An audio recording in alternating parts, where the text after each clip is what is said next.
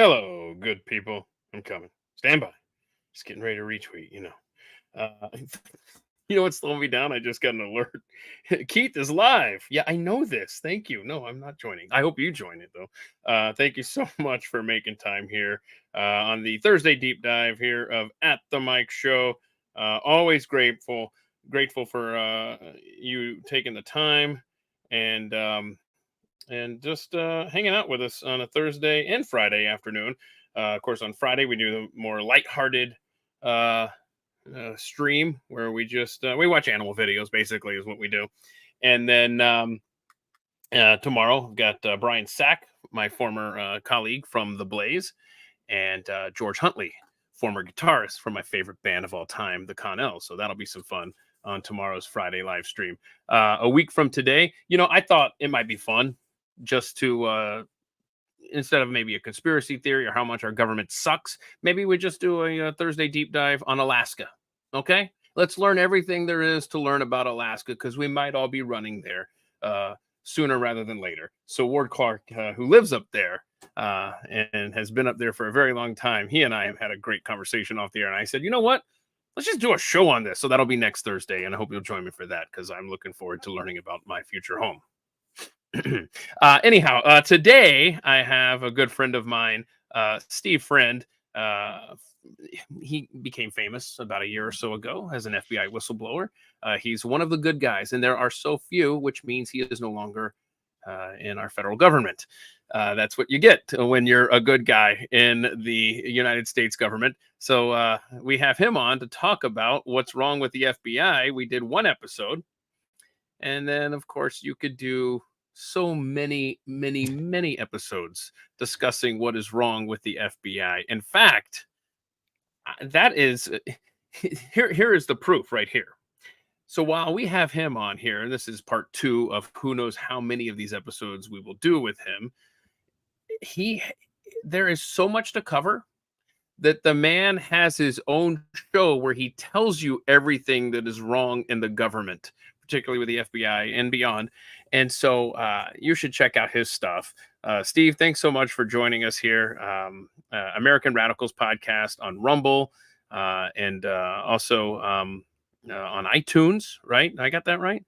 You did. And then what else you're doing? You're also doing a thing every morning at 8 a.m., right? Eastern time. I got this. I wrote it down. Hold on. Anyway, tell us what you do there, because this is really cool, because on X, you're doing something every day that people need to be aware of and make sure they get the notifications for. Tell us all about the stuff that you do, man.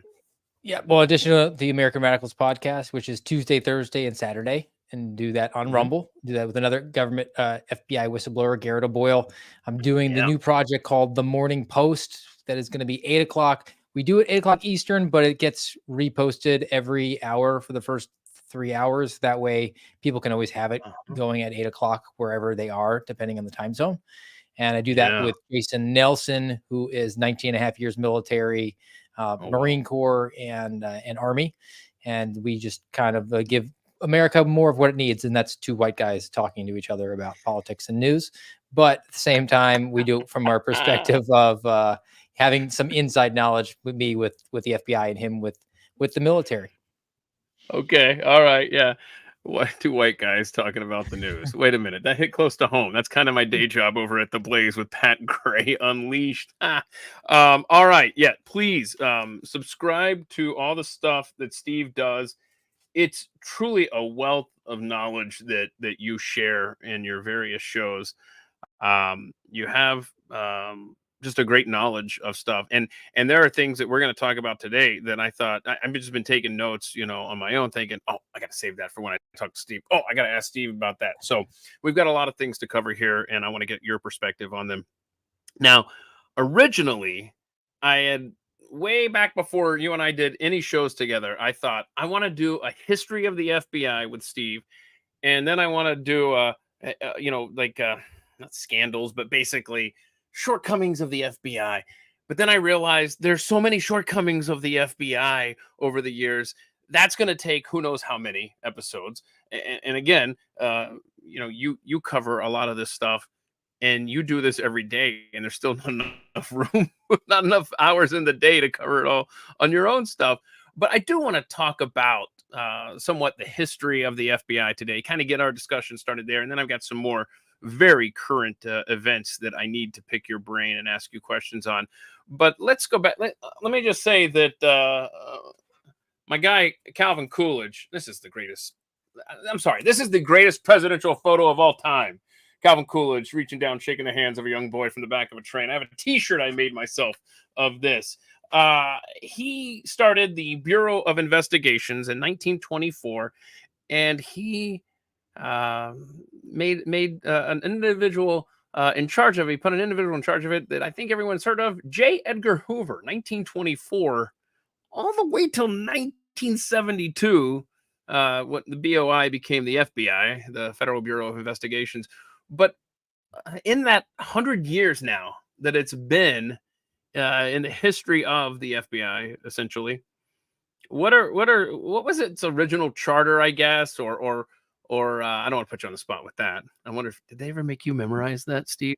Did you ever have to like No, and what is it? that's the interesting part about being in the FBI now, because of all the I don't know, the rumors about J. Edgar Hoover being this cross-dresser, that you would think that they would Right. be waving that flag, but they really don't. All Outside right. of having the building be named Hoover and the fact that they want to move to a new building from a headquarters perspective, I think they're trying to memory hole him as much as possible, which got Really? me actually thinking the other way on it. And I kind of had that speculation affirmed when I read, and it's an excellent book. I'd recommend to anybody, Big Intel, and it's written by Michael Waller. He came Okay. out with it in the last year. He interviewed me and some of the other suspended FBI whistleblowers for it, but he does a full sort of history of the FBI from its founding. And he told me originally he was planning to look into the CIA. His background was in CIA type of stuff. He was a Oh, hip okay. pocket source for the director of the CIA, is like this young man.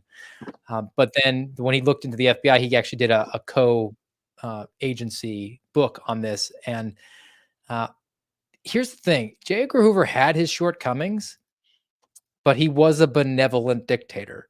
He actually made great sacrifices to go after communists and use the Okay. tools that he had at his disposal and use them over and weaponize them to a certain extent. But if you showed him today's bureau, he would sound a lot more like Calvin Coolidge than Christopher Wray. Okay. All right. Very interesting. Now, it's a dubious founding for the FBI. I mean, you go back to just a dating question. If you're courting a young lady and she lies about her age, what does that indicate about her character? And I think you can do the same thing about the FBI. The FBI claims its founding goes back to like 1908 or something to that effect. So they're over 100 years old. It's not true. They were the Bureau of Investigations originally. They weren't the FBI.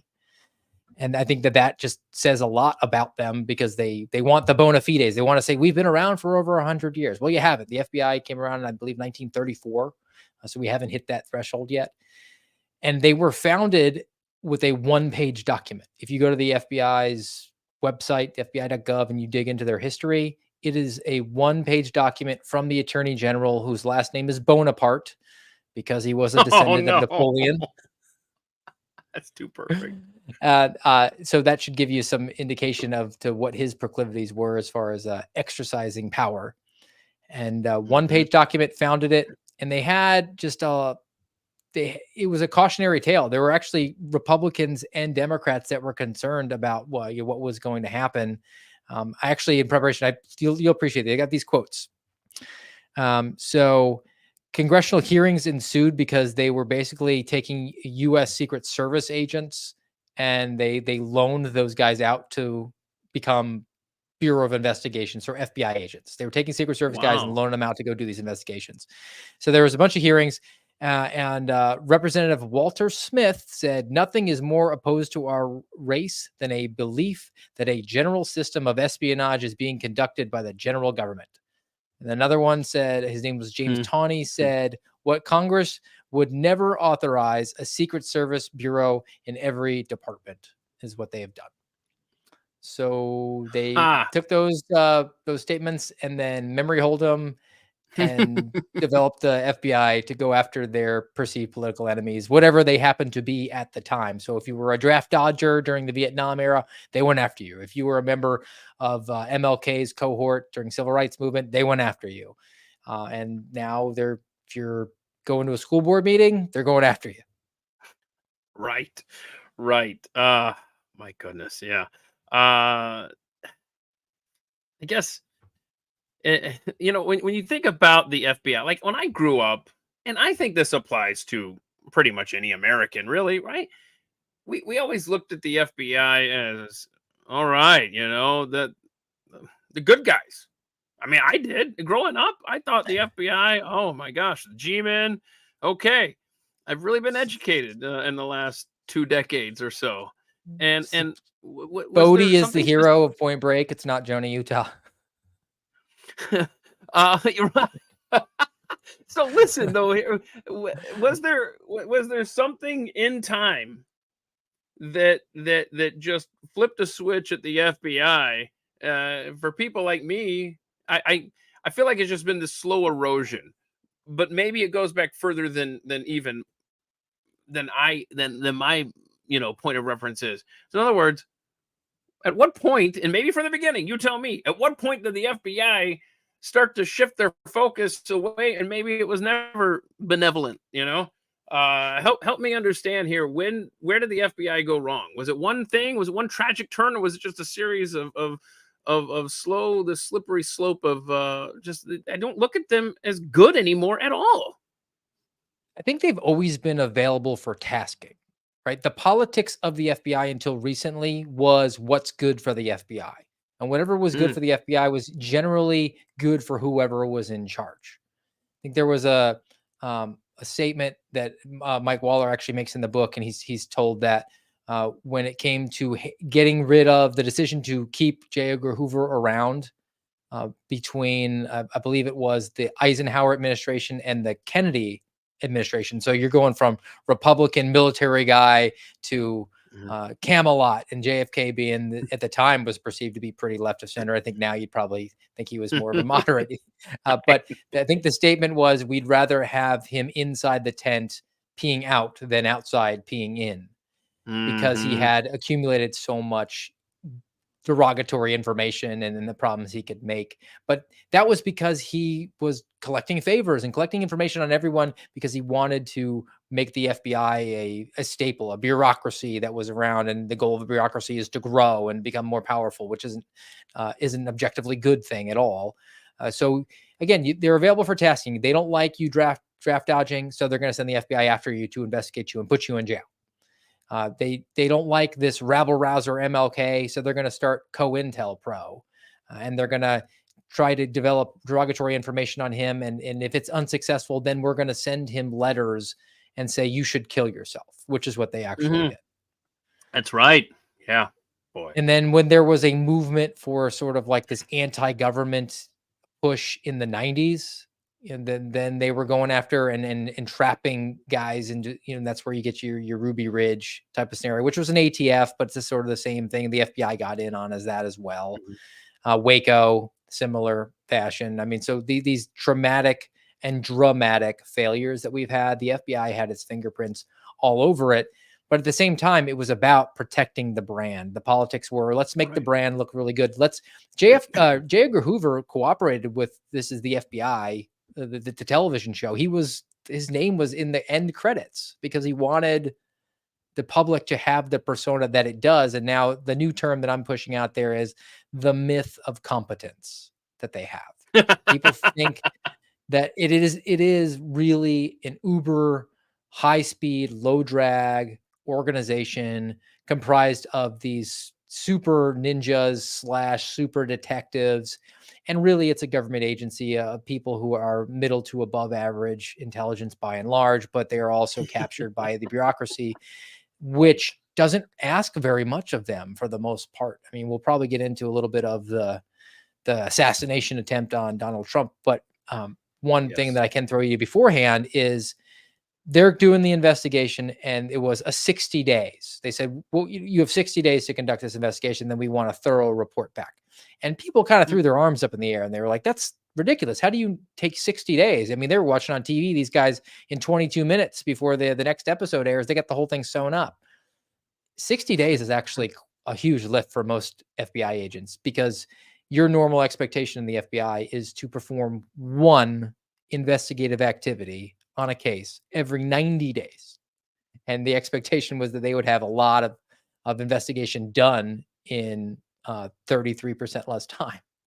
No, I mean, and then tomorrow, ironically enough, just looking at the calendar, tomorrow is 60 days out from the assassination attempt.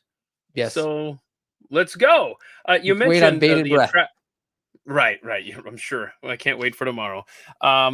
So you mentioned the entrapment angle. I tell you, my biggest takeaway, the thing that has rattled around in my head since the last time we talked a couple of months back, Steve, and if you haven't seen it, I would encourage you to go to youtube.com/@the-mic, look for the deep dive playlist, scroll down about 5 or 6 episodes, and you will see Steve Friend talking about what's wrong with the FBI part 1. So something you said in there, I have repeated so many times and thought about so many times, is that when you hear about a domestic terrorism case in this country, there is a study that you cited, 99% of the time, it is only in existence, this whatever crime, this domestic terrorism investigation is only happening because of the FBI's involvement. If I butchered that, can you clean that up and just reiterate that in a more coherent manner, please? Project Salam is what it is, and they are sympathetic to Muslim Americans who have been entrapped by and large. And the FBI and the DOJ plays with the term entrapment. It's very specific, but there's sort of like a letter of the law and the spirit of the law. And we all look at, if you look at the factors of these cases, you say, oh, that's entrapment. And they'll say, well, no, not technically, it's not. But yes, it was a study of 400 investigations, and 4 of them were actually legitimate. 396 were someone who was not predisposed or capable to actually commit a terrorist action, but for the involvement of the FBI. And I call this the playbook. The playbook's very simple. It is find a vulnerable person. And they find vulnerable people, agents do, and also informants. And informants get paid. They're not W-2, but they only get paid if they're productive. So they're looking around for vulnerable people for the FBI to target. And a vulnerable person is someone who is maybe emotionally disturbed, someone who is young and incorrigible, financially indigent, a lot of times just low intelligence people. And then once you have that person, you groom them with informants or undercover employees. Increasingly, it's online, because that way you don't actually have to leave your desk, and encourage them to embrace their worst.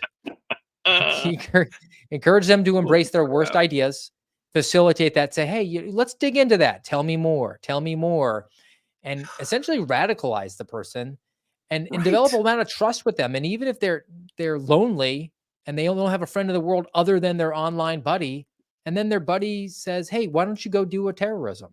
And they couch it in a way of, well, you're not going to be doing it. I just need a lookout guy. They just get you to agree to do something.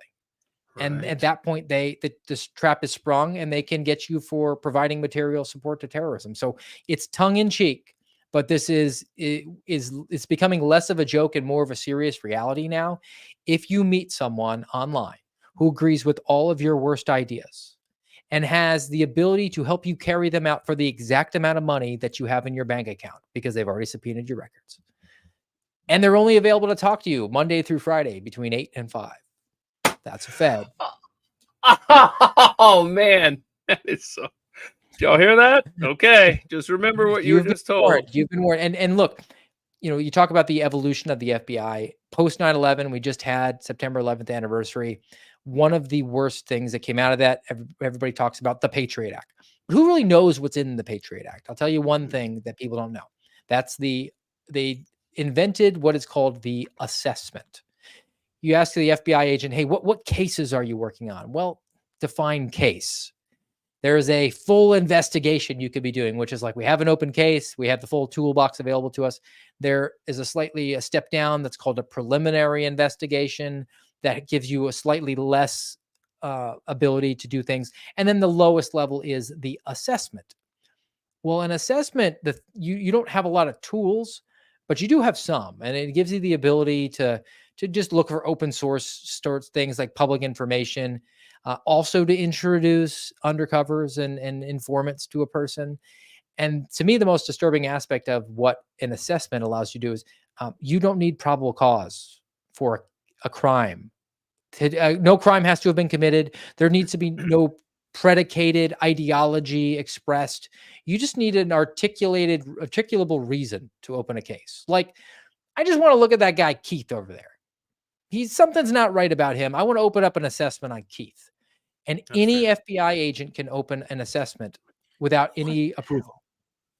Does the because of the Constitution not apply to the FBI since the Patriot Act then? Well, the rigorous obedience to the Constitution is one of the core values of the FBI. It used to be the top. It's now been moved to the bottom. And it's behind actually diversity. I can't with this. Why do I do these shows? You piss me off so much. As an American, my goal is to red pill you in 3 minutes and black pill you in 9. Well said. Okay. Don't forget American Radicals podcast on Rumble and the Morning Post at Real Steve Friend on X. Okay. So, my gosh, so angry right now. All right. So you mentioned the Trump assassination attempt, and that happened on July 13th. So 2 months ago tomorrow. And one of the interesting, I guess, tidbits to come out of that, the hearings after the fact, I learned from your show, from American Radicals podcast, and what this clip that we're about to play, and I want you to kind of walk us through after we play this. This is Lindsey Graham. Who's he talking to here? Let me get this up on the Paula Bate. Okay. He's talking to Paula Bate, who's the deputy director of the FBI. And he's the number 2, but he's the most powerful person in the FBI because Christopher Wray is sort of a figurehead. Okay. All right. My goodness. All right. So at this hearing, I'm going to press play here. And so this is a clip you played on your show, American Radicals. And then we're going to get some analysis from you on this. And it's very, very terrifying what Lindsey Graham is asking for here. Hired this guy, by the way. So I'm not overly worried this was some great plot by the Iranians. No, wait a minute. Whoops. I forgot to. I was watching this earlier. Where did I say this was? Where were we queuing 4340, I believe, is when it starts. 4340. Yep. I messed that up. Shoot. I was too busy watching this before we started. Sorry. How the process of law enforcement is not supposed to be made easy. My bad, y'all. It's supposed to be hard for a reason. Okay. Sir, Senator, we've talked about this before. We need a solution that provides lawful access to law enforcement. So you're telling me the guy that took 8 shots at the president, former president, has apps that we can't get into that may, if you could get into, reveal some relevant information. That is correct, Senator. So if he were talking to some foreign power, and I don't think any foreign power would hire this guy, by the way. So I'm not overly worried this was some great plot by the Iranians because they couldn't even think of this.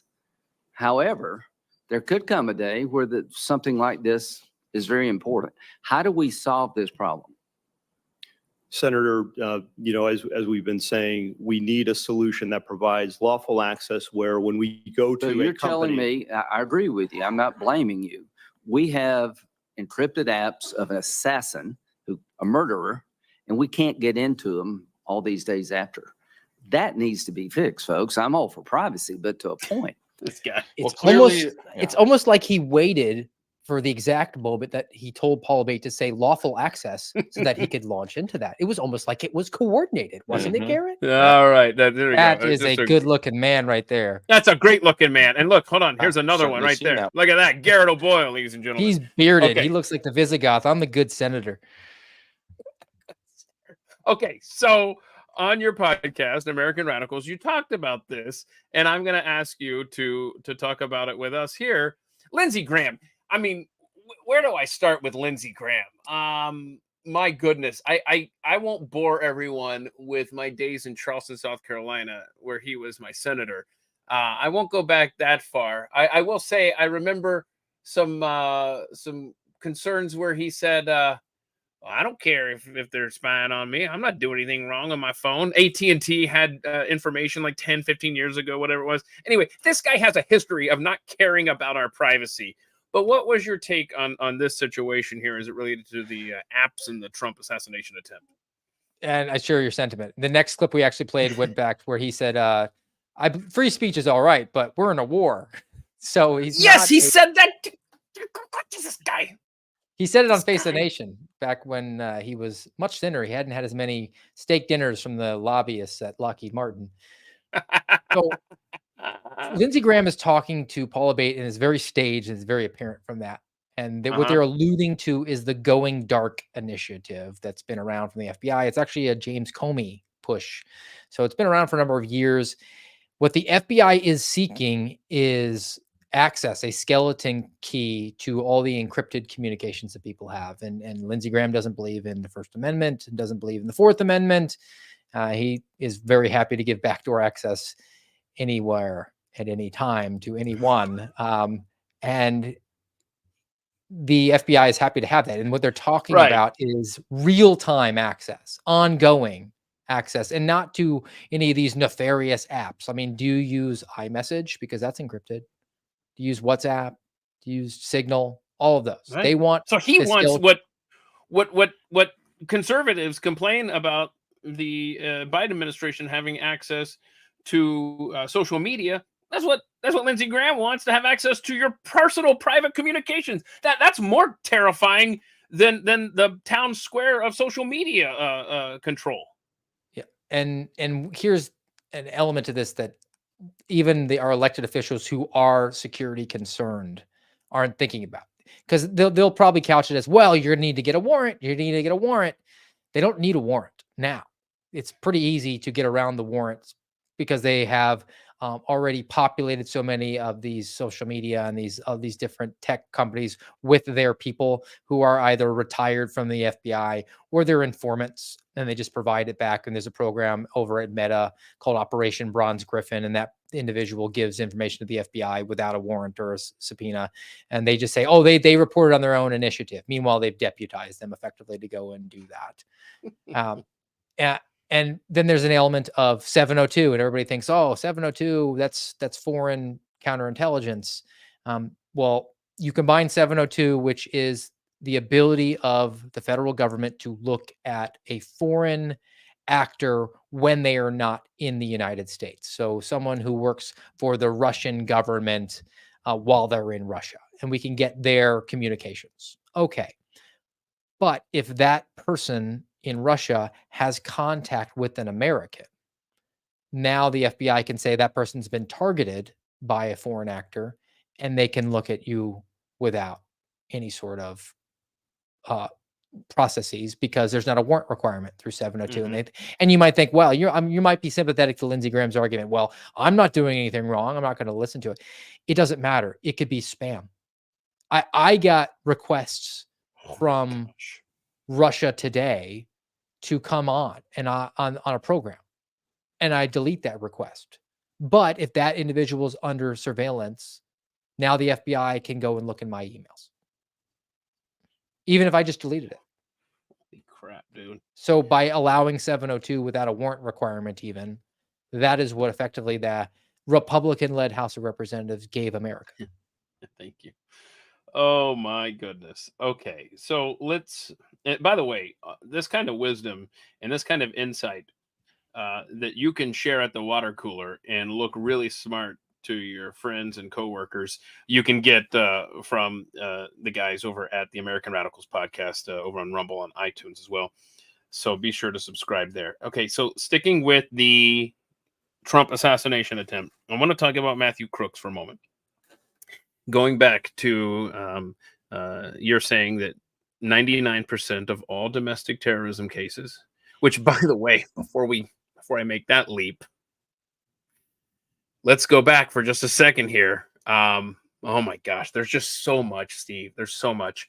There was something else from that hearing where you said, it might have been on that episode as well, where you said that the details from the Trump assassination attempt will never be released to the public. So I have a Matthew Crooks question for you in a second. But first, can you just explain to us why we're probably never going to get any kind of truth about what was happening and what the Trump assassination attempt was all about? Paula Bates said that in light of the criticism that the FBI received following the 2017 congressional baseball shooting, where the Bernie Sanders supporter, now go back with me, we keep going back, but the Bernie Sanders supporter showed up at the baseball field, asked where are the Republicans, and then went out there and shot at the Republicans. And the only reason he was stopped was because Steve Scalise had Capitol Police protection with him because he was in leadership. And the Capitol Police returned fire and killed the shooter. The FBI investigated. They said that was not an assassination attempt. They said that was a suicide by cop scenario. And people said, you got to be kidding me, right? So now the FBI is in charge of this assassination attempt on Donald Trump. And Paula Bates tells the Senate Judiciary Committee, we are exploring all avenues here. We don't want to go in with blinders on. So we're actually also looking at this as potential domestic terrorism. And a layperson hears that and says, okay, FBI has a mea culpa and they are expanding all avenues and considering all options. They're not going to assume anything. No, don't assume facts not in evidence. But me, having been inside, knows that when you say this is potentially domestic terrorism, you're going to open up a domestic terrorism case, not an assassination case. And when it's domestic terrorism, you get to slap a confidential classification on there, or some sort of classification that could be secret, could be top secret, secret no foreign, something to that effect. And if it is a classified case, unless you have a need to know, unless you have an actual adjudicated security clearance, the FBI cannot tell you about it. So they can just say, Senator, I'm sorry, you don't have the necessary clearance. I'm sorry, America, we can't tell you that in this hearing. This has to go to a classified hearing. The senator might have it, but this is a public hearing. So we're going to do that. And then we'll give them that information. And they're not going to be able to share it with you. So they've effectively been able to memory hold this from the American people. Okay. So in 60 days, or they might give a briefing, but it won't be to the public. Incredible. So sticking with the Trump assassination attempt, Matthew Crooks, I started to go down this, but let me ask you this, because I want to connect that with you citing that study about 99% of domestic terrorism cases wouldn't exist without the FBI's involvement. Why do you? Because I guess I was surprised, but not, when I heard you say this, that, oh, wow, that Matthew Crooks stuff, that actually sounds like it's connected to the FBI. What did you mean by that? How so?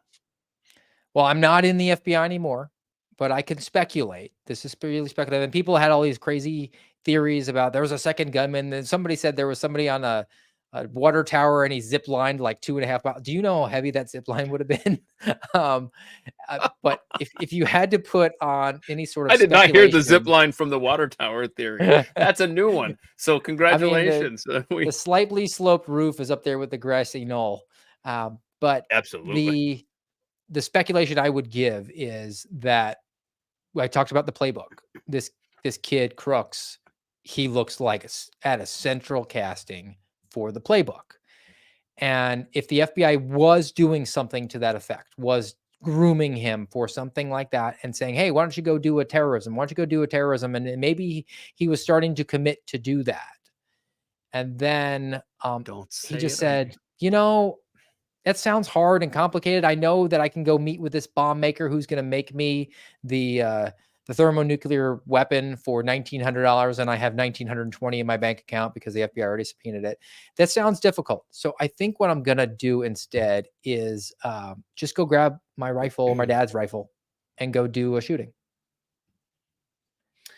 And then if they did that, it would be a tremendously bad press for the FBI, Yeah, right? That would need you to be think? exposed in some kind.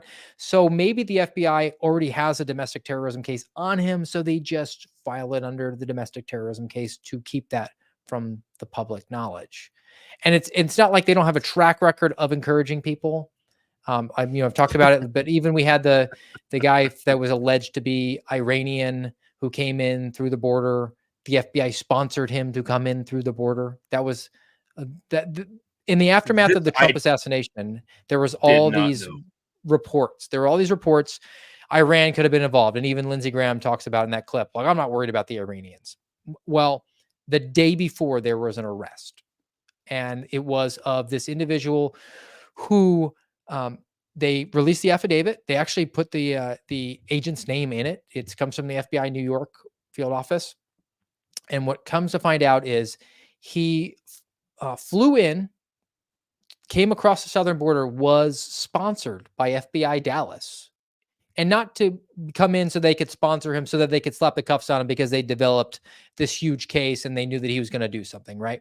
No, they allowed him to travel to New York, and for 3 months was working with undercovers.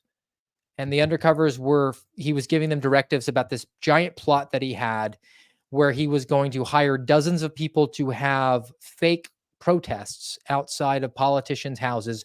And then he would have someone else go in and break in and steal classified information off of jump drives. And then they would have a roving band of people who they would get to go do assassinations of various political figures.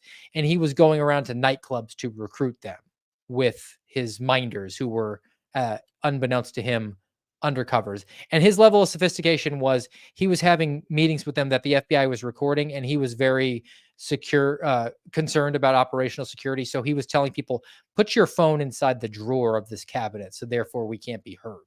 And he wanted to do this all for the low price of $5,000, which he didn't actually have himself. He was having his buddy back in Pakistan or Iran hopefully wire him the money. So this is the target. This is the vulnerable person. And the FBI let this happen for 3 months, assuming that they were going to have control of him, command and control of everything. He was never going to be able to carry out an attack. He was probably under surveillance, but never having once considered that he might just do something similar, like maybe grab a rifle or a knife and hurt someone because they were, he was going to declare jihad and they were an infidel and he just wanted to hurt them. So I tell you all that. Madness. This is complete. This is documented. This isn't a long time ago.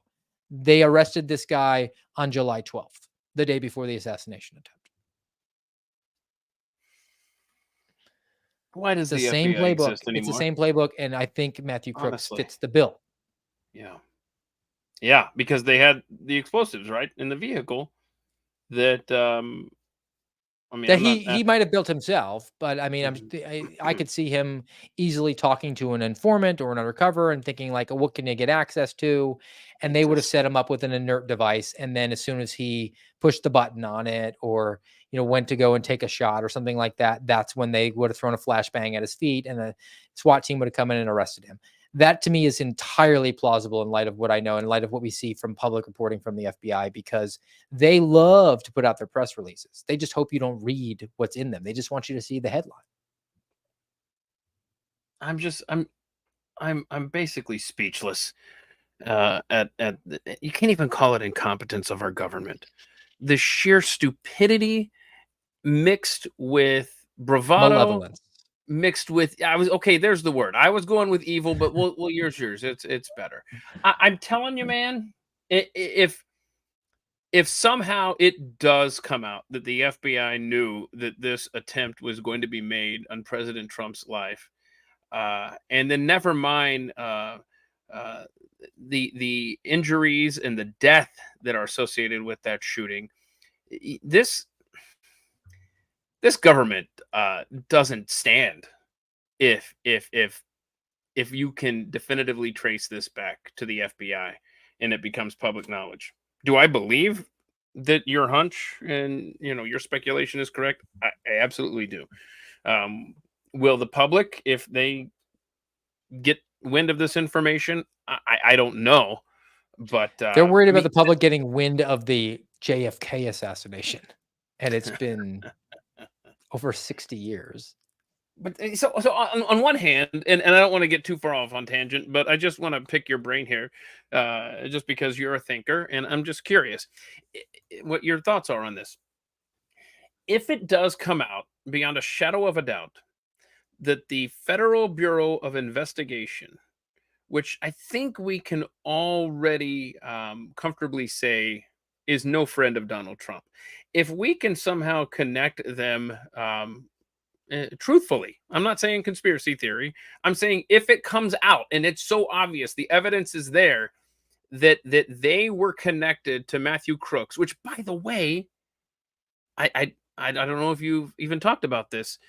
Is there anything, because I think Thomas Massey kind of brought this up and didn't get anywhere in the hearing, all of the pings, right? Was there something with an FBI something? I don't know what the cell phone tower things. I'm a tangent from a tangent from a tangent here, but let me just state this: what do you think the reaction in this country would be if you could connect truthfully with facts the FBI to Matthew Crooks in the assassination attempt of Donald Trump? What happens then to this country?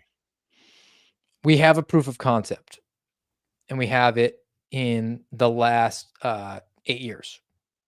So we know for a fact, beyond a shadow of a doubt, that Christopher Steele provided a fake dossier to the FBI at the behest of Hillary Clinton's campaign, and the FBI used that and purposely leaked it to the media so that they could have verifying reporting to substantiate what they did, and that is open a counterintelligence investigation using FISA warrants that they lied verifiably on to get, so that they could spy on Donald Trump and then investigate him into his presidency.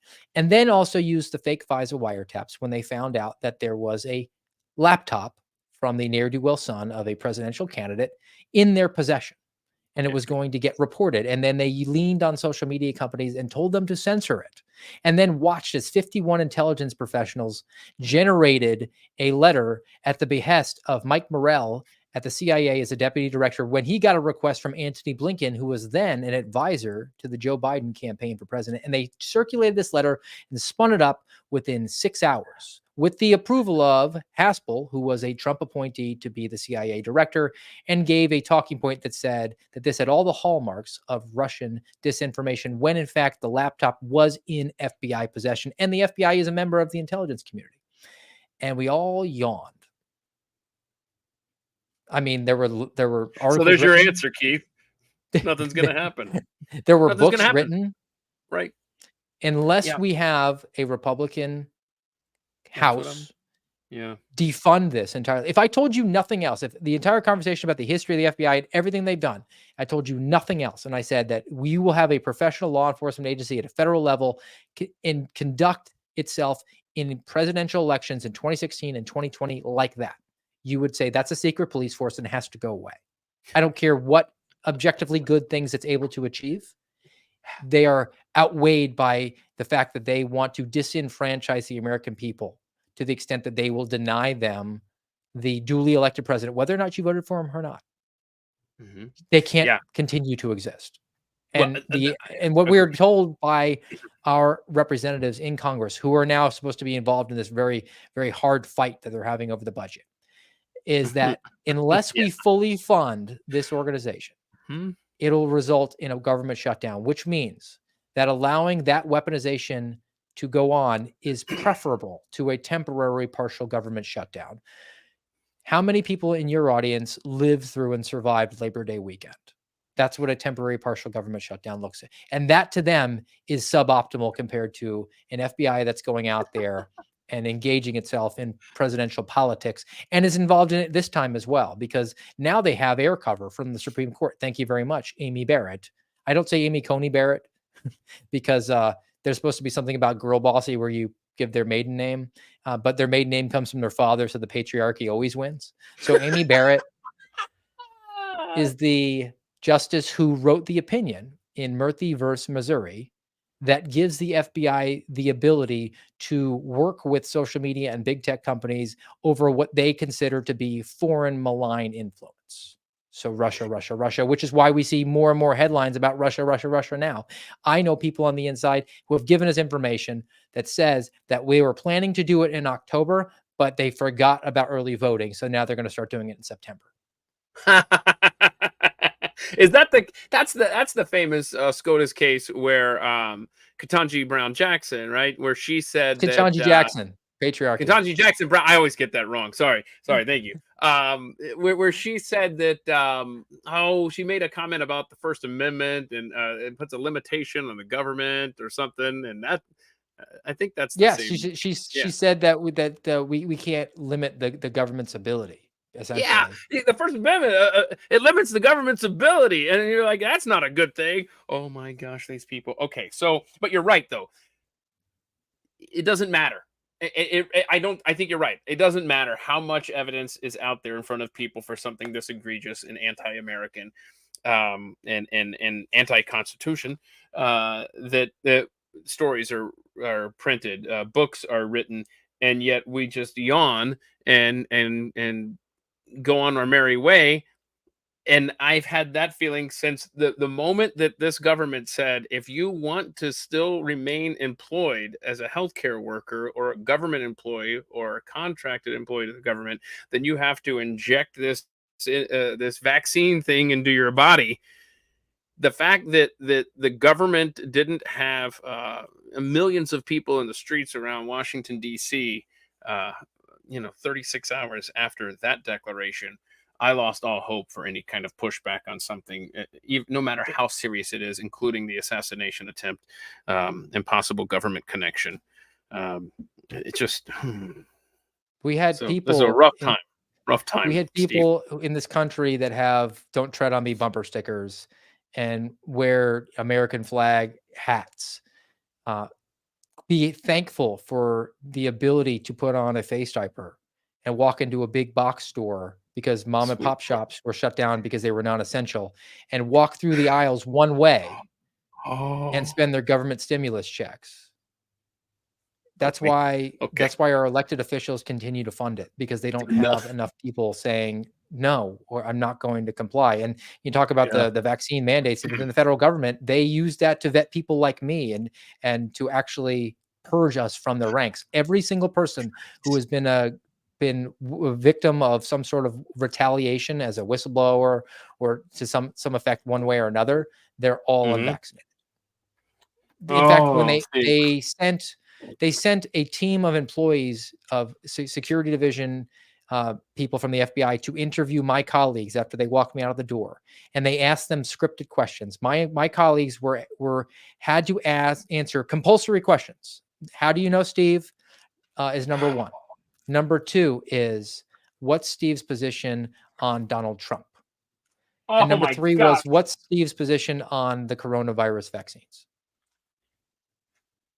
America in name only. That's where we're at as a nation. That's your premier law enforcement agency that's supposed to be upholding and protecting and defending the Constitution against all enemies, foreign and domestic. Well, they got the domestic down, don't they? You are an agave. You had a I am so angry right now, so that's why I'm either I gotta go somewhere, so I'm not gonna be drinking. I'm just gonna be eating. So okay, you had a tweet last week that caught my eye. I want to put this on the screen here. This is from exactly 1 week ago.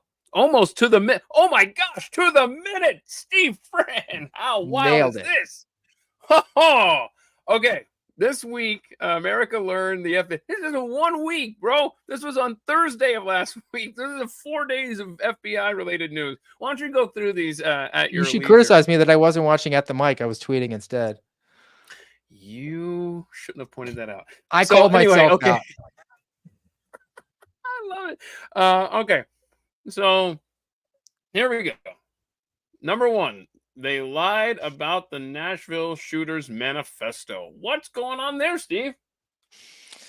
Well, we found out from the Tennessee Star that after a year and a half following Audrey Hale's mass shooting at that event where she went and shot up 6 people, 3 of them small children, and they had the possession of the manifesto, and the FBI told local authorities they could not release it. They leaned on them not to because it was a blueprint for a future mass shooting. Oh my Finally gosh. Oh my got gosh. access to it. Because we knew at the time the Nashville police were actually constant updates. They were really just out there. And I said, and as soon as you hear, this isn't some special superpower, but as soon as you hear the FBI is now involved at the scene, boom, you know everything's getting shut down. They did, and then continue. It's a 100-page document, handwritten journal, which is not very masculine, because Audrey Hale is not or was not a man and has no expectation of privacy because she's dead. There's no prosecution going forward, but it was a 100-page tome. It was an ode to transgenderism and decrying white supremacy and anti-Christian to that effect. It just shows how deep and dark her proclivities were, and her mental derangement had nothing in there that was operational about how you would carry forward a mass shooting attack at all. This was just the FBI running protection for this ideology, which they are wholly vested in to supporting and expanding at this point. You look at the FBI social media accounts, and they are all about the rainbow kamikaze, as I like to call them. But yeah, I mean, the whole, yeah. There's another element too that everybody was outraged about that. But there's another element to this, just coming from a law enforcement perspective, having been in uniform. Active shooters, this comes out of the Columbine experience where they didn't address it because the protocols they had were different at the time. In law enforcement, everything you do, the number one priority is officer safety. There's no reason to speed to that accident because if you get in a wreck, you can't help the people. There's no reason to go sprinting into a house for a drug search warrant. So what? Let them flush the cocaine. Don't get yourself shot. Except one incident, one particular thing, and that is the active shooter. You are paid and you are trained and you are given the equipment. You got to go get in a gunfight today, and you have to stop that shooter, and you have to stop that shooter from taking innocent life, even if it costs you your life, which was the outrage of the Uvalde shooting. And the officers in Nashville on video, their body cameras are a textbook example of how you handle an active shooter. There are fails in that video where the officers catch themselves and say, no, we're moving to the threat. We're moving to the threat. And they push and they push and they push, and they stop the threat immediately. That is something that should be taught to every law enforcement agency, federal, state, local, tribal, territorial. It doesn't matter to me. It has to be taught. It has to be used as a proof of concept of this is how you do it. And because we had to memory hole this whole incident because it involved a girl who thought she could inject herself with enough testosterone to get a couple of catfish facial hairs instead of giving her the help, because we can't ever talk about how this gender affirming care thing is a complete falsehood. We have to memory hole it and make it political. That training will never go out. I blame the FBI. Yeah, no, I'm with you. Okay. And then also last week we learned that the FBI ignored child sex abuse cases. When I saw that, I thought, wait a minute, which one are we talking about here? Because seriously, I was like, is there something else in the news I'm not aware of? What was this one specifically? The Inspector General did an investigation. This follows up on the failures of the Larry Nassar case where he had the doctor of the United States gymnastics team, and he was sexually abusing the girls that were on that team. It was reported to the FBI. The FBI agent took that up the chain of command to his supervisor instead of reporting it to local authorities or anything like that. That agent took it in good faith that his supervisor, it was actually an executive in the office, was going to handle it because the executive assured that agent that he would. And unbeknownst to that agent, the executive in the FBI Detroit office had a job lined up for himself when he retired that he was going to go work for the United States Olympic Committee. So he buried it, and it was not reported. And the FBI paid out a significant amount of money, and that's never going to make those girls whole. But the Inspector General then started this investigation of how is the FBI now, in light of the fact that, well, we've got new training and new protocols in place. So they looked at all the child sex abuse hands-on offenses, because the FBI doesn't, unless it happens on a special territory like an Indian reservation, Hands-on offenses are not a federal crime. You have to report them to local authorities. You have to make sure the Child Protective Services knows, the police departments know, just because in law enforcement, you're a mandatory reporter, but the FBI didn't have protocols in place. So they put protocols in place, and wouldn't you know it, under 50% of them are actually being reported within the 24 hours span. And that is derivative of a couple of factors. One being that the agents who do work in that space are way overtasked because they are not resourcing it properly. I was taken off of these cases and told that it wasn't a priority. So you're considered fully assigned in this space if you have somewhere around 25 cases. They're carrying about 55 cases each at this point. And that is because they're understaffed. And then also because law enforcement in general in this country is not adequately addressing child sexual abuse cases. It's one of the few violations that you can say, I don't want to work it. I can't handle it. I have small children. It affects me negatively. I'm going to get PTSD. And they say, okay, we will accommodate that. So that's a thing that we, I think, as a nation need to rethink the way we do law enforcement. And we need to require anyone who enters into that space to say, are you willing to carry a gun? Yes, great. Are you willing to use violence if it's necessary? Yes, great. Are you willing to work child pornography cases? No, you can't work here. Everyone has to be willing to do that. That has to be an ask of everyone. But the FBI is sitting back and not doing it. And instead, they're putting people on other cases. And that's tied also to the budget, not the financial budget, the quota, we'll say, the IPM, integrated program management budget that the FBI quota system, it creates for itself every year. It keeps the cases very low. The ask of its agents to work on child pornography is extremely low. So that way they're always checking, yeah, we hit our quota. And they're setting the quota high on other things like domestic terrorism, which is why you have entrapment schemes happen all the time. Okay, boy, let's skip number 3. I want to come back to that one and talk about that one in more depth with you here. Let's go to 4. The FBI, we learned, didn't share that most of Donald Trump's Secret Service detail only had 2 hours of web training after 54 days of investigating. What's that all about, Steve? Holy crap. Well, the FBI, we said, is doing the investigation of the Trump assassination attempt. And some whistleblowers came forward to Josh Hawley, senator from Missouri's office, and told him that because of the staff shortages at Secret Service, and this isn't a one-time thing. This has been going on, but it's now going on more and more because they are way, way understaffed. They fall under Department of Homeland Security. Because they don't have enough Secret Service agents, they are pulling from Homeland Security investigations, who are 1811 criminal investigators. They're special agents for Homeland Security, and pulling them over to augment the protective detail.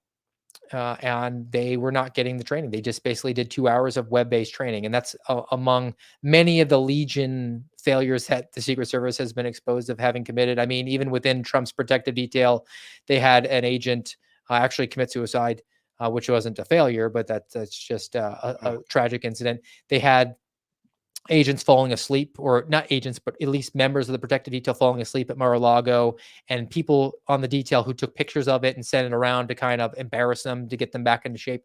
Those people got in trouble, as opposed to the people who fell asleep because they were related to retired agents.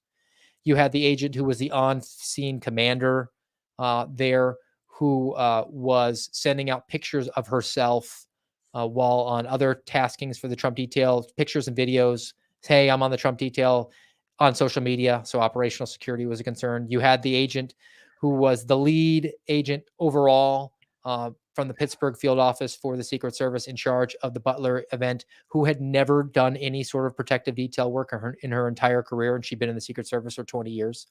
So all of these things have been revealed by whistleblowers. And the FBI, again, being the chief investigative agency on this, is not revealing them. This is not top secret stuff. This is things that the American people need to know about, but they're protecting their fellow agency as opposed to actually doing their job. I like you, Steve. I consider you a friend. However, every time you and I talk, I get angry. I swear, this country, what are we doing? What are we doing, America? Okay. All right, hold on. Let me take a sip. It's just water. Hang on. You need the harder stuff with me. I should get a hard alcohol sponsor for the American Radicals podcast. Yes, American Radicals podcast brought to you by Wayne Gretzky, 99. I haven't had this in a while. Boy, it's tempting. But no, I got to go somewhere. So damn it. I scheduled my life wrong today. Okay, so, oh my gosh, Steve, let's talk about number 3 on here. The FBI ignored the Atlanta school shooter. Before I have you address that, I want to play the video that came out a couple of days ago. And this, I believe, is from May of 2023. So what has happened to set this up is that the Georgia school shooter from Winder, Georgia, the FBI has informed local police that, hey, you need to check out this kid. He's made some threats online on Discord, on the social media app, which, I mean, I could tie back into the Lindsey Graham stuff, right? I mean, there's so many things here. So, so the local law enforcement officer shows up at the house. The first person you're going to see on the screen, you're going to hear from the dad, and then Colt, the alleged shooter, comes out and talks to police officers. And so here is how that went down. Then I've got some follow-up questions after we watch this. Y'all let me know in the chat over on YouTube, where those of you are in the chat, let me know if this audio is too low, because I couldn't get it any higher. And I want to see. Hey, how are you? Are you calling? I am. You want to step out where we can talk real quick? Oh, what's wrong? You got a son or something that uses, you know what Discord is? So we got a tip from the FBI saying that somebody from your old address over there in Traditions that made a threat to shoot up a school. For real? Yes, sir. And your name was associated with that address. Yeah. So what? Tell me what. You have any kids or anything living here? Yeah, Colt Gray. Colt? Yeah, Colt. He's my oldest son. How old is he? He's 13. Does he play a lot of video games and stuff? Yeah, he does. Like all the time. Is he here right now? Yeah. Let me ask you this: do you have weapons in the house? Are they accessible to him? They are. I mean, there's nothing loaded, but they are down. We do a lot of shooting. We do a lot of deer hunting. He shot his first deer this year. Yeah. You know, so like I'm pretty much in shock, to be honest with you. Well, I'm a little pissed off, to be even really honest with you. I don't know anything about him saying shit like that, and I'm gonna be mad as hell if he did. And then all the guns will go away, and they won't be accessible to him.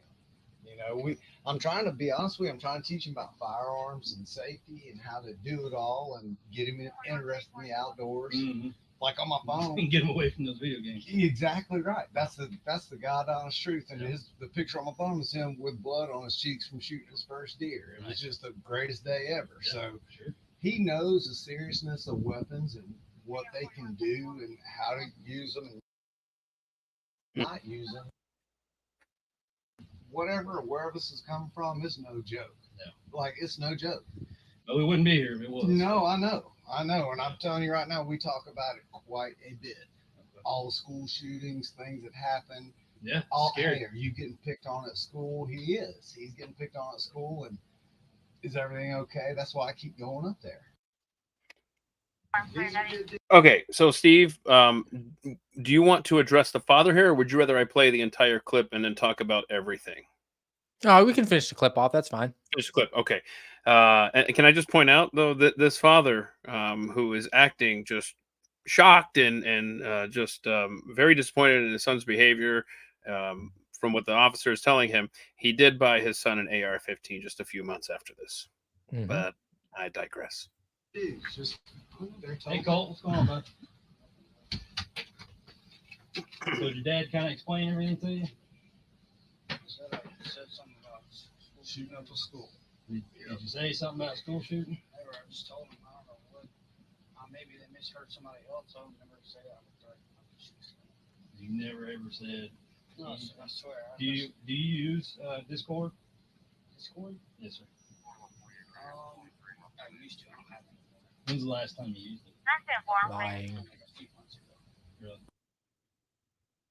I mean, I'm not trying to get anybody hemmed up, but like, this is some serious stuff. Yeah, I know. Oh, he knows how serious it is. Trust me. I'd hate to My boss was even like, I don't know how old this information is, and if you want to wait till Monday to follow up, I was like, nah, I'd rather do it now, because So would we. God forbid something happened and I didn't do my job, I'd feel pretty bad about that. So I just want to make sure you understand that if something like that happened, or you hear something like that, report it. Yeah, Tell your dad, tell teacher. like I told him, I would promise I would never say something. So you haven't used Discord in a few months, No, and you're saying you didn't say anything like that. no, the only thing I have is TikTok, but I just go around there and watch videos. Okay. I gotta take you at your word, and I hope you're being honest with me. I'm not saying you're lying, but it's It's a serious thing. it's not unusual for people to lie to police. He's familiar with that too. Maybe it was something he heard or did on Discord months ago. I don't know. I have no idea. Okay. But he's telling me he didn't. He's telling me he can't remember anything like that. And I take you at your word. Okay. If you look me in the eye and you tell me that's what you're telling me, I got no choice but to take you at your word right now. But Yes, sir. But like I was telling your dad, if we find out otherwise, then it's a different story. Okay. That's a really different story. Okay.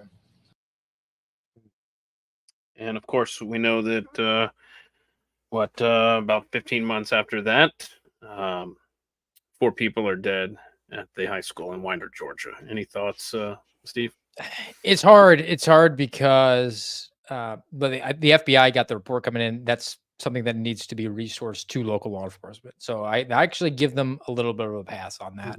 They get about 2,500 to 4,000 reports per day. Not about school shootings, but just calls into the FBI, NTOC, in West Virginia, and that gets spread around the country wherever the threats are. And then I don't want to take you off of track here, because I absolutely want your analysis of this, because I'm watching that and I'm thinking that what an impossible job for law enforcement in that situation, and balancing safety and freedom. But you just mentioned right there, 2,500 to 4,000 tips a day come into the FBI. I assume this is nationwide, but regardless, why in the hell are they setting up all of these entrapment cases that you referred to earlier, when they clearly have plenty of shit that they could be concentrating on that are real threats instead of manufacturing them? I'm sorry, continue, please. Because they are chasing a quota that they set for themselves. And then there's also other factors in there too. Like, you tend to think of the FBI for like complex financial crimes, right? Like it's not glamorous. They're not making TV shows about it very often. But I can tell you that if you bring in a financial fraud to a federal prosecutor for less than $1 million, that they might say, you have all you think you need here, but I'm going to decline because I have to take bigger cases than that. It's not worth my time. So there's that is the equivalent of allowing people to steal $600 worth of merchandise from a store. Look, it's not big enough to worry about. And you would be we can bring it to a state prosecutor or something to that effect. But like if you're in Cook County, Chicago, I think that prosecutor is probably more worried about murders. So if you steal $900,000, then you're likely to not face any consequences for that. But when it comes to these tips that come in, let me write that down. Hold on a second, because I could live comfortably. For future reference. That. Holy crap, that's interesting to know there. They referred it to local law enforcement, and then I'm just watching. I've been in uniform. I've been interfacing with local people. I've done hundreds of interviews and interrogations and all that. I mean, and father's lying throughout his entire engagement with the police. It's pretty clear. Just his mannerisms, his language usage. I mean, good rule of thumb is anytime people say, to be honest with you, then the next thing coming out of their mouth is going to be a lie. I mean, that's like the Ricky Bobby, with all due respect. He lied. Colt is lying about his use of Discord. Boy, his body language with the rocking and the hands in the pocket. He was very uncomfortable, and that's a teenager. So it's a little different because there's a power dynamic with an adult, especially one in uniform. So you don't necessarily say, "Oh, I'm seeing something there." But when he was asked about using Discord, he deflected. Instead of saying yes or no, he was like, "Well, I used to," and that's meaning that he does use it and actively uses it. The father with the drink, where he's got that, he's using that as a barrier as he's talking, so he's very uncomfortable with it. So there was a lot of deception involved in that. And I don't know what went on with the sheriff's office beyond that point. But if they left it as it is, like, hey, I had a talk with him and I just looked him in the eyes and I believe him. That's not really satisfactory. But there's also then a balancing act of, we have free speech in the country. Free speech is increasingly being narrowed, but say, like, if you offend me, that could be criminal. And people are now calling the FBI because they have hurt feelings. And the FBI is all too happy to take those calls because you might hurt their feelings by saying, I like to vote for Republicans, right? And they're happy to engage and open an assessment on you in that regard. Oh, yeah. But Holy we're supposed to crap. have a robust First Amendment, and that includes saying things that make people uncomfortable, including things that might be even violent to a certain time. So law enforcement is in a very difficult position because Yeah. they're not in the business of being the jerk police, and we're supposed to accept a certain level of risk attached and use your best judgment with there. And you also, unfortunately, in this case, but for the most part, I will still err on this side, despite this tragedy, parents have to be allowed to parent their children. Mm-hmm. Yeah. This is a very tough one. I mean, it would be easy for us to not even discuss this. Because I don't know that there is a 100% right answer on this, as you're trying to balance freedom and safety in a society such as ours. And I think that the trade-off is, yes, we ran the risk there of this tragedy at this school, but I agree 100% that this father should be held to account for this. And on the surface, that goes against everything that I believe when I say people should be held responsible for their own actions. But holy crap, you talk about being an enabler. That is the parent there, and if we're saying that the parents are the parent and not the government, then when they failed this spectacularly, we have to hold them responsible. Do you agree with that assessment? So are you saying it's a little bit like the FBI finding someone and Oh, then no. saying, Oh, hey, no. why don't you Got go me. do a terrorism? Here's a bomb. He's got me. Oh, right. Exactly. Thank you. Oh, I thought you had me for a second. No, exactly right. There's an aspect to that, and I don't know to what lengths the dad in this case was encouraging his son to go into violence. There's a neglect angle to it. Okay. It's really hard. Okay. I'm always loath to give the government another angle to go after citizens. And I would like to be on that jury, I think, because I think my brain would be exercised nonstop if I were on that jury for that father. And I have no idea at the end of the day where I would land. This is complicated. And it's also unique too because he's alive. The shooter's alive. Right. So it'll be interesting to see what avenue they go. Is he going to put this on the dad? Is the dad going to say, "Hey, put it on me to give yourself a better chance"? So okay. I do not want the government coming in and taking children away from parents. Let me ask you this, and I don't have an answer, by the way. I do this all the time, stream of consciousness on this show, where I'm sitting here as a member of the audience, really, and letting you have the stage. Let me ask you this. To what degree do we want the government to involve themselves in a case like this? Because hindsight is 20/20, and that we see 4 dead people with loved ones and families who never got to see them again. So you're not gonna make them whole, that's for sure. So, but in hindsight, looking at this interaction, what do we want the government to do beyond that, if anything? In other words, do we want to drag a kid out of that home? Hell no. On what basis? Because I have guns? Screw you. Boy, what kind of precedent will that set? Do we want to mandate counseling, which is what the father should have been spending the money on instead of the AR-15? He should have been getting his kid help, because you see just a physical transformation in the recent pictures of Colt in the last year from that incident there. So I'm just throwing this out there for anyone. What kind of involvement beyond that interaction there do we want the government and law enforcement to be taking to hopefully prevent something that happened a couple of weeks ago in Georgia. I think the obligation of our government is part of our social compact, right? We give them we give up some of our rights, and we have certain expectations of what the government is going to do. And one of them is supposed to be to a relatively slight touch to ensure we're going to protect life, right? And if there's a risk to a person's serious health, and because their parents are doing something to them, like, let's give a different example. If the parents were starving a child, well, that's a crime. It's not my parenting technique. You're assaulting your child right there, right? I would contend that castrating your boy because he feels pretty is harming your child. I think that's criminal on the hands of the parent. Agreed on both. Yeah. So if this kid is struggling to that and he's encouraging him to engage in that activity that is destructive to himself, I mean, it would be another example. You have a child who has an eating disorder and you're saying, you go for it, or cutting themselves. Yeah, that's the thing to do. Those activities that are destructive to yourself, I think that there is a responsibility on you for doing that. You would be criminally charged for doing that if it wasn't your child, right? I don't think it's a free speech issue. Yeah. And so I think that there is an element there that's worth examining. But again, it is really dangerous because the way that the left in this country uses the same vocabulary just has a different dictionary.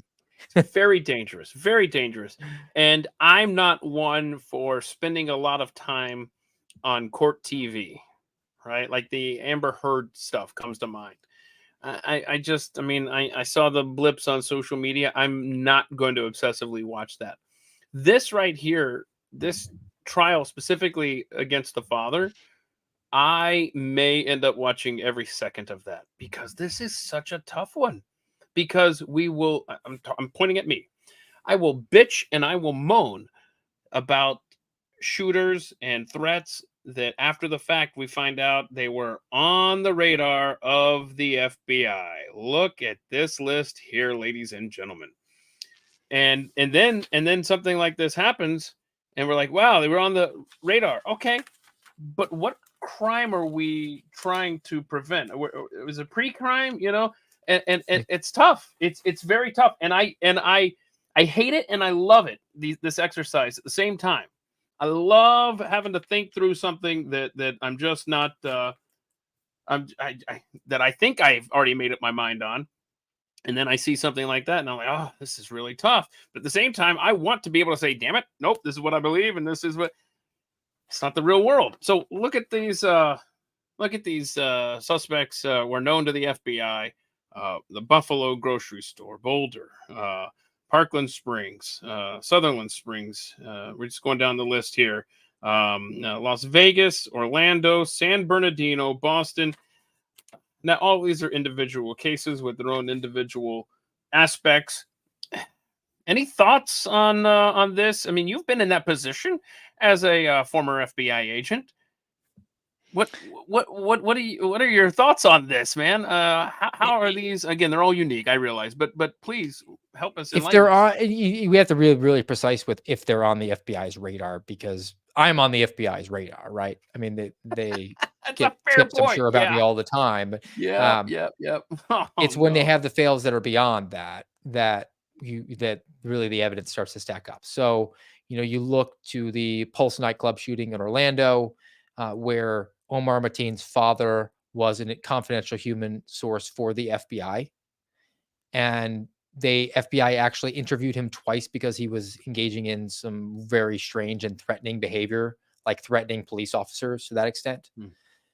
And they stopped because they didn't want to offend their informant. They wanted him to still be productive for them. And then when he engaged in the shooting, the conduct of that investigation was ludicrous, where they tried to say that he was anti-gay. And then they said, well, it was because he was a Muslim and he was anti-gay. And then they said, oh no, he actually was himself gay and was self-loathing gay and ashamed of himself. All the narrative was completely made up. In effect, the Pulse nightclub was not his target that night. He was going to go to Disney. And then he arrived and there was security there and it wasn't possible. Then he drove to a different nightclub and he was going to have to park in a parking garage, which would have made hiding a weapon too problematic as he approached up. He wanted a place that had a parking lot right outside. And then he just happened to find the Pulse nightclub. And that was all kept secret. And then including beyond that, the fact that his wife, who they tried to charge and did charge, arrested her for being essentially a co-conspirator in that case, was coerced in her confession. She had suffered some sort of traumatic brain injury, and it rendered her IQ to be fairly low, like almost to disabled. I mean, I think she had like an 85 IQ, and they interrogated her for 13 straight hours until she was convinced that she had actually been driving him around when she couldn't drive. She was acquitted though at trial. So those are the sorts of things that went on in that. So that being on the radar, I think you have to render that a little more. I have my own speculations about Las Vegas, that I think that was an almost like a Crooks failure.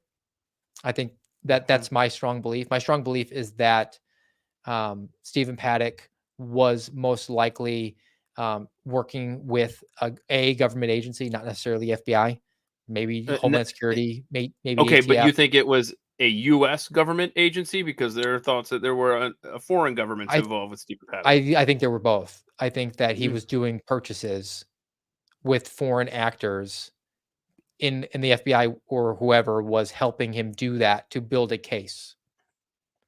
And then he was laundering the proceeds through the casinos because he was a professional gambler, allegedly. And that's how he would launder his money.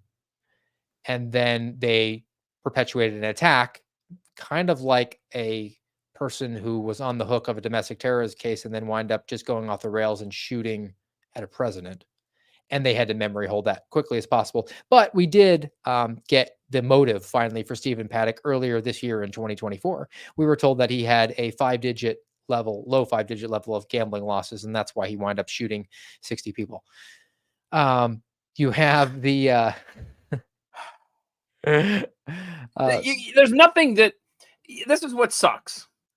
And you would think if any country on the surface now, if any country's citizens should be able to look at their government and be like, yep, that they're telling us the truth, and yep, they're looking out for us 100%. Holy crap. Has that ever been the case in our history? Oh, it's the myth of competence. It is the reputation. Anybody that besmirches that, is a risk to that, has to be extricated from the situation, which is what my story was. I mean, I pointed at them even internally, not publicly, and I said, we're the bad guy. And you had a organization at that point that is so wholly invested in the belief that they are the only objective force for good. They are the greatest thing ever. And it's not just people justifying what they've done in their career and look and just want to keep their head down and not come to that realization just because it's so damaging to your psyche. But then you have people that are financially invested in that. They need that FBI or that FBI reputation to land their next job. Because if the FBI is no good, then they can't go and run security for General Electric like Jennifer Moore does now, after she lied to the Weaponization Committee under the House Judiciary twice when she was subpoenaed to testify. She lied and then retired and now runs security for General Electric. You want to tackle any of these other ones? Do you have any? I don't know how familiar you are with these other cases. Well, the Buffalo shooter was pretty recent. I don't remember any reporting of him being on any sort of investigative. I think that was interesting just in the way that it was handled, and contrasting that with the subway shooter, who actually did get convicted of terrorism. Everybody forgets. You had the subway shooter who he didn't kill anyone, but he dropped the smoke grenades and he winds up shooting in the subway car. And then they do the manhunt and they can't find him, and he just calls them up and turns himself in. So it was pretty strange, but he was a black man. And so they couldn't make a racial angle out of it. And then they couldn't make a gun angle out of it because it happened in New York City, which has the most draconian gun laws. And so they just disappeared the story. And then in the same state, you had the shooting at Buffalo, where, again, you can't say anything about the guns because it's New York State, but it was a white shooter So we went with that narrative. Oh boy, what a mess. The San Bernardino goes back to the That goes back actually security. also to what we talked about with the encrypted communications. Right. Because Because the Apple wouldn't give FBI them the demanded it. Yep, demanded it, and Apple wouldn't give it to them, which is funny because the FBI's technological capabilities are not very strong. Then that's why they wanted it, because they're not impressive. I will say that. Wow, that's okay. Hold on a second. The FBI's technical prowess not that strong, but are other government agencies such as the NSA? Oh yeah, right. Can the FBI not lean on the NSA? Do those departments do they talk to each other? They'd be like, "Hey, help us out here. We know you can get in there." Well, they have partnerships for sure to augment themselves. I'm not out of my depth on the tech, but I think this is a good launching point for the cautionary tale of, say, something like a task force, because it sounds good on its face, because you bring in different subject matter experts, they bring different skills to the table to pursue some sort of investigation, right? But what winds up happening is it gets abused. So the FBI, all federal law enforcement agencies are supposed to theoretically obey the Constitution. And now the FBI developed for itself He's not guardrails that joking. are actually narrower than the Constitution. They say the Constitution is great and we're going to obey it, but just to keep ourselves in check, we're going to even create more restrictions. And they have that in the form of the AGG-DOM, which is the Attorney General Guidelines for Domestic Investigations, because they're under the Department of Justice. So all Department of Justice agencies have this. And then the FBI itself has the Domestic Investigations Operations Guide, the DIOG, which is more rules, right? So further guardrails. But because of those guardrails, when they form a task force, say with Homeland Security, which doesn't operate under the Department of Justice, they can circumvent their own rules and restrictions and just have a Homeland Security guy do it. So working on a human trafficking case Okay. with Homeland Security, they told me, hey, we think the suspect travels overseas. And when he does, the next time he comes back, we will pull him and then data dump his entire cell phone, because we can do that. Now, me for the FBI, I would need a warrant to do that. Interesting. Okay. Well, let's see. Any of these other ones that you want to? I'm putting you on the spot totally. Do you want to talk about the Sutherland Springs? That was the church shooting here in Texas, known to the FBI. Do you have any information on that? Do you remember? No, not much on that. And the Boston bombing. Boston, yeah, marathon. Good friends actually, with George Hill, who was the supervisory intelligence analyst who headed that task force up on the hunt for the Tsarnaev brothers. According to him, and he's an honest guy. I mean, he's actually he's another whistleblower. He's the one who reported the Bank of America giving all the information over to the FBI about who was at January 6th without a warrant. And he said that it was a pretty much buttoned up in the lead up to the Boston Marathon. They didn't have any derogatory information that would have concerned them. I think that the more commentary to him was afterwards, the hodgepodge command post that was set up to pursue the Tsarnaevs was just indicative of the chaotic way that the FBI actually does things when they're required to do them under duress. I mean, he said it was embarrassing, and to the point of that there were people in the command post who were using their very position in the command post at that very moment and putting it on their resumes to say that they were there so they could promote. Steve, America's not safe. America's not safe. I mean, that's the bottom line. America is not safe. And really the biggest threat is actually the protectors. It's the FBI. Right. Oh, that's basically what I was about to say. America not only is not safe, but we're also not safe from our protectors, because boy, they will turn on Americans on a dime. But boy, real threats, not so much. So, is there anything else that you want to cover here today? By the way, this kind of incredible insight, and I'm not just blowing smoke, man. You have such a depth of knowledge, and you share that on your shows, both the American Radicals podcast, available on Rumble, available on iTunes. You do the morning. By the way, that's Tuesday, Thursdays, and Saturdays, and then you do the Monday through Friday thing. I guess just if they follow you at Real Steve Friend, they'll get the morning post. And that's on Rumble as well. If you miss it, we do it 11 okay. o'clock Eastern. Yeah. I mean, is there anything else right now that that you would want to comment on? Because I feel like in 90 minutes, we have crammed a lot of information, a lot of knowledge from you into this discussion from start to finish here. And of course, I'll have you back on in the future. There's no question there. Anything that you want to talk to us about that maybe we should keep in mind as we go forward and look at the FBI with a discerning eye? Biggest thing, I mean, just briefly to plug, is my co-host for the American Radicals podcast is Garrett O'Boyle. He is still indefinitely suspended forever. It is now 2 years that he's been unpaid. And we were able to have a give, send, go for him that we set up. And we collected quite a bit of money. But because of the duly departed Sheila Jackson Lee alleging that might constitute bribery because he's still employed by the FBI, he's not able to actually get that money. And he's sat with 4 children alone in Wisconsin waiting on anything to help him. So the one thing he has done, and he set it up in his wife's name. She's actually the owner of it. So he's FBI, be careful. The-suspendables.com. He sells t-shirts to help feed his family. So if anybody is looking for just a cool t-shirt, like, I mean, I just have a basic one on right now. That's our badge right there. It's an upside down FBI badge with a S in it for the suspendables. Suspendables meaning, well, we all looked around and realized we could be mercenaries like they were in the Expendables, but we'll just call ourselves the Suspendables. And it's an upside down FBI badge for an agency in distress. So it's the-suspendables. If you don't put the dash, you go to a hockey website. Oh no! All right, and spelled suspendables. Suspendables for everyone. Sorry. Yeah, SUSPEND.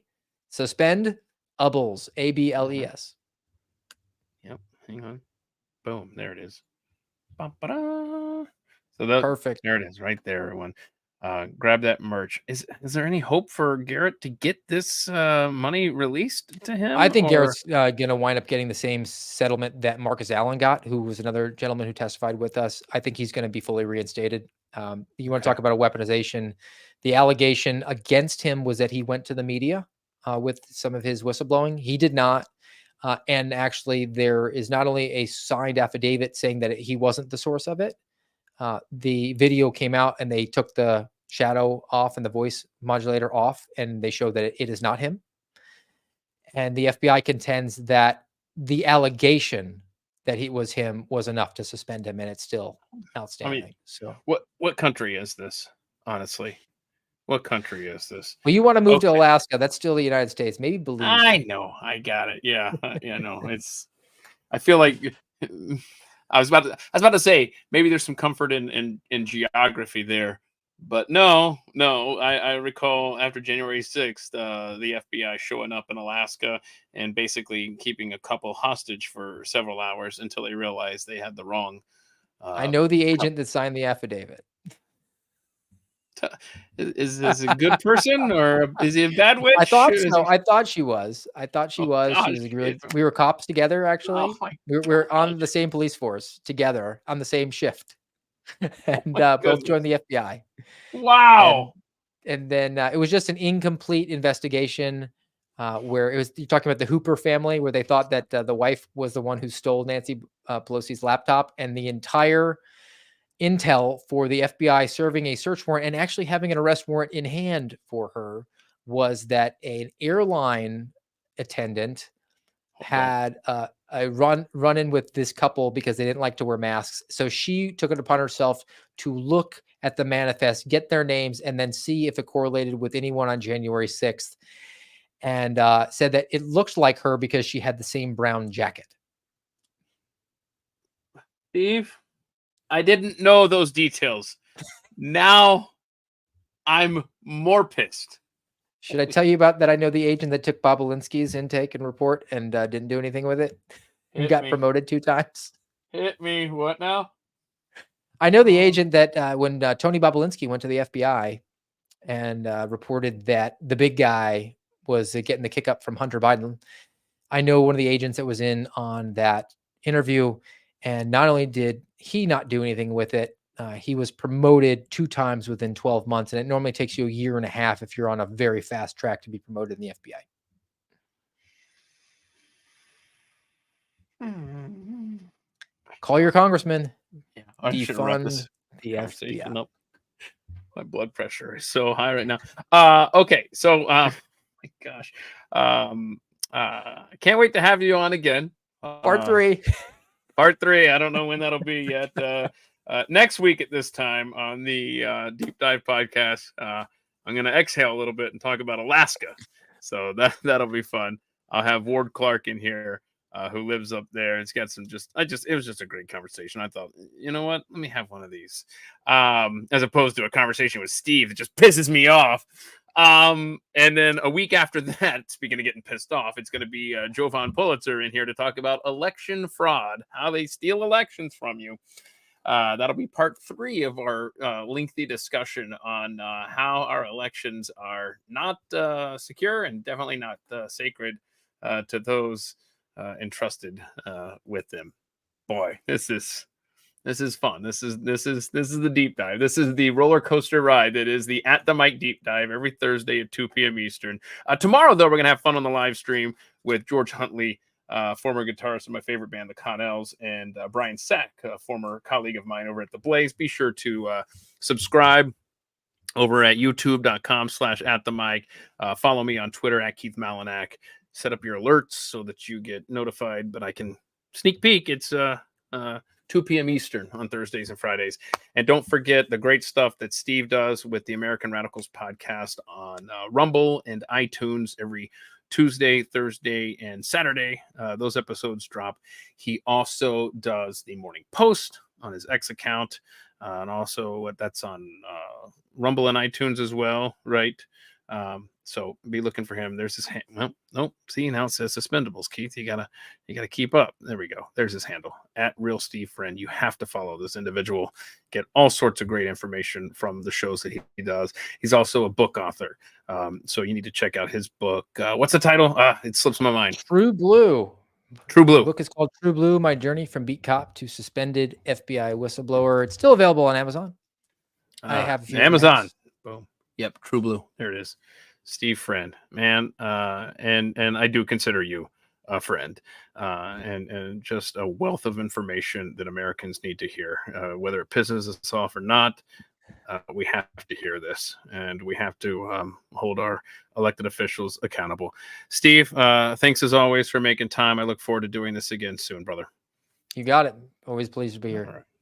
Absolutely. Thank you so much for everyone who has tuned in and for always making it a point to join us. Please share this with your family and friends, and we'll see you again tomorrow at 2 p.m. Eastern here on At the Mic.